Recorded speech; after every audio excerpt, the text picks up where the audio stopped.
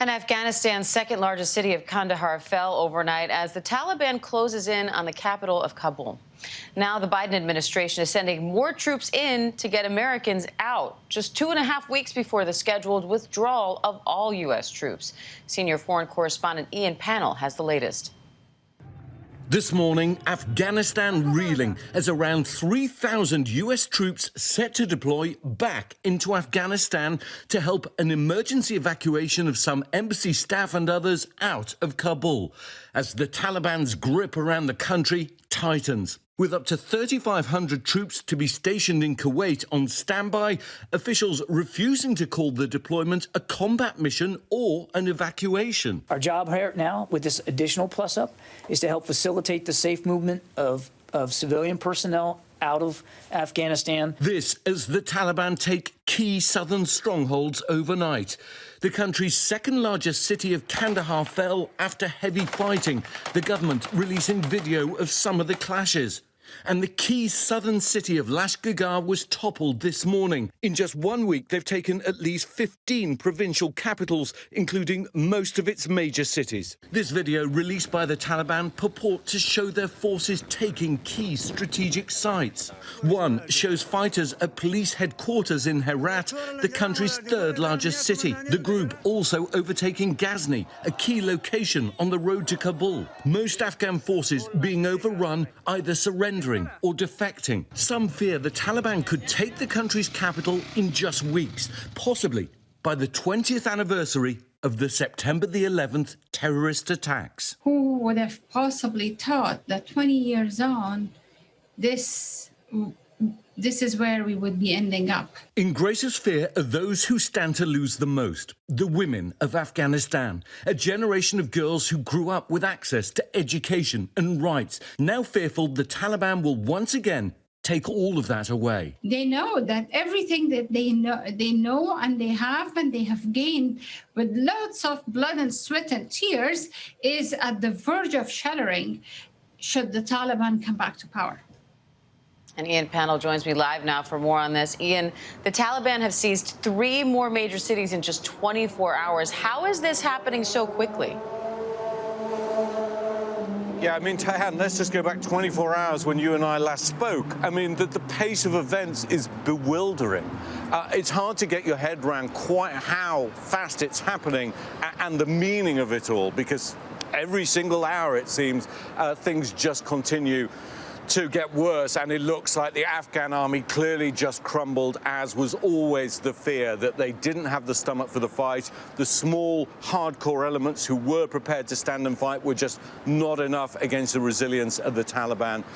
You know, the Taliban have always been ready to fight and die for their country. Taliban commanders have said, if we die, it's victory. If we win, it's victory. Well, good luck trying to fight that. It's almost impossible. And now Kandahar's fallen, Lashkar's fallen. Seems to me there are now only really 2 major cities left. Mazar-e-Sharif in the north, which is a Tajik different ethnic group from the one which the Taliban is traditionally derived. They're mainly Pashtuns. It's mainly composed of a different ethnic group, and they have traditionally held out, but for how much longer? And then Kabul. You know, the Americans are now planning to evacuate almost all of their embassy staff. The British, the Canadians are doing the same, and Afghans aren't stupid. They can see the news headlines just like you and I can. The writing's on the wall. Anyone who can get out should now. Now, how much time do you think those people have to get out? How much time do U.S. troops have to try to get them out safely? And what happens if Kabul does fall to the Taliban? Yeah, I mean, both great questions. I mean, it's almost impossible to answer how much time. Nobody could have predicted the pace of the Taliban advance. I mean, given the current trajectory of events, you would think it's a matter of days before they're at the gates of Kabul. They took Ghazni, which is a city that lies just 80 miles to the south of Kabul yesterday, but they already control a district between Ghazni and Kabul. So a place that I've visited with the 10th Mountain Division, the US military before, that's now been in the hands of the Taliban for a long time. So they could be there very quickly. My own view, my guess, is that they won't want to take on the American military in that way. They've had everything go their way because they didn't attack the US military as they withdrew from the country. So I don't think that will happen. But August 31st is the deadline for that withdrawal to be completed, and you've got to assume that after that, all bets are off. Either the government surrenders, tries to cut some kind of final deal, or the Taliban just take over the whole country. And if they do, for the people of Afghanistan, this is going back at least 20 years. For the women and the girls of Afghanistan, this is going back 2 centuries. And Ian, you know, it's in less than a month, we're going to be marking 20 years since 9/11. If Afghanistan falls entirely under Taliban control, how does that affect our safety here at home? Yeah, and look, I absolutely understand why the mothers and fathers of the men and women who served say enough. It's 20 years. Our sons and daughters shouldn't be in harm's way anymore. For what? But you're right. That 20-year anniversary is coming up. And the 9/11 attacks were conceived and planned in Afghanistan. And what we're now seeing as the Taliban sweep forward is the recreation of vast ungoverned spaces. And the Taliban don't operate just on their own. They operate with Al-Qaeda. They operate ISIS also in the country. Other terrorist groups are also there.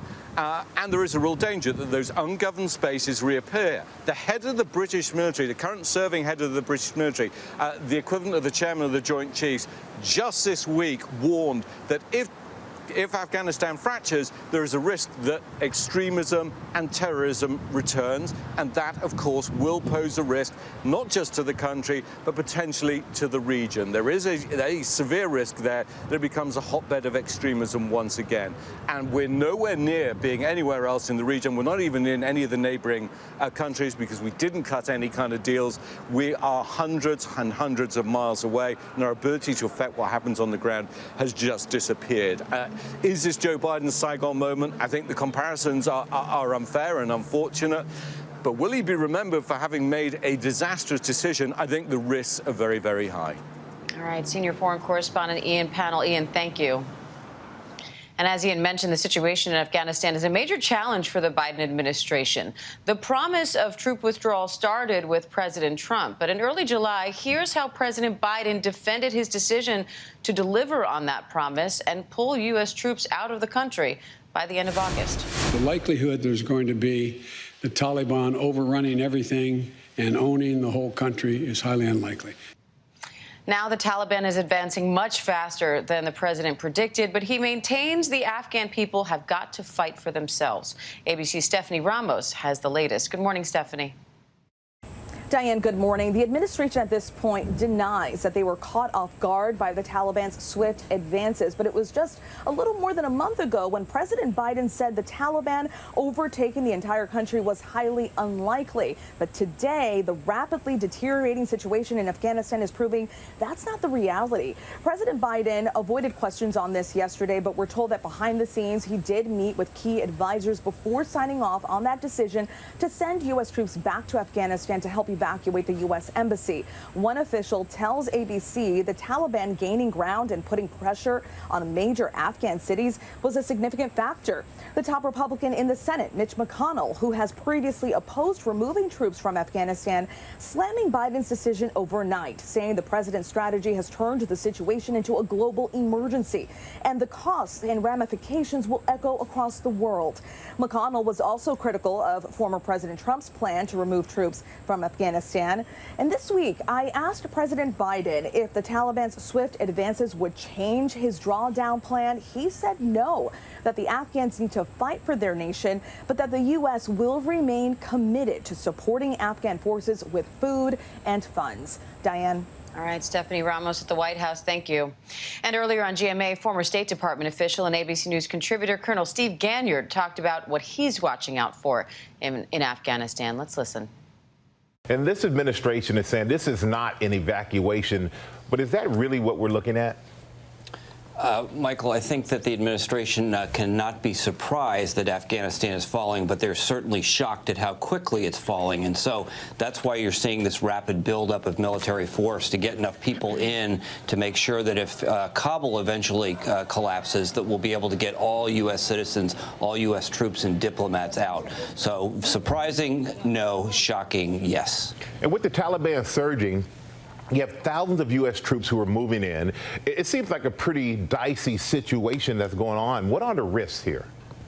It is very dicey. The risks are that Kabul actually collapses. So the administration had hoped that the Afghan government would be able to defend itself, at least in some parts of the country. But as the country continues to collapse, as after city surrenders to the Taliban, the next siege will be the siege of Kabul. And the administration certainly has the idea that they don't want another Tehran, they don't want another Benghazi, where they actually see the U.S. embassy overrun and U.S. citizens either captured or killed.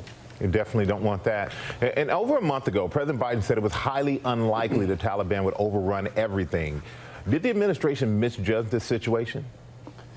They may have misjudged, Michael, the effect of the announcement that the U.S. was leaving. So candidate Biden and President Biden made it very clear that the U.S. was getting out of Afghanistan. So the real shock may have come when it was a definitive, we are leaving. And you think about if you're an Afghan troop out in the field, where your government does not have the support of the people, that effect on the morale of both the government and the people trying to defend may have been sort of the last straw and precipitated the eventual downfall of the country.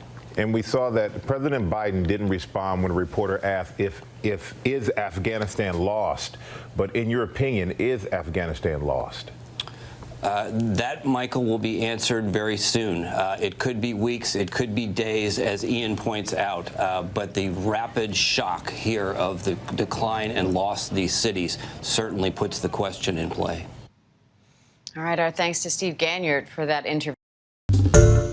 Hi, everyone. George Stephanopoulos here. Thanks for checking out the ABC News YouTube channel. If you'd like to get more videos, show highlights, and watch live event coverage, click on the right over here to subscribe to our channel. And don't forget to download the ABC News app for breaking news alerts. Thanks for watching.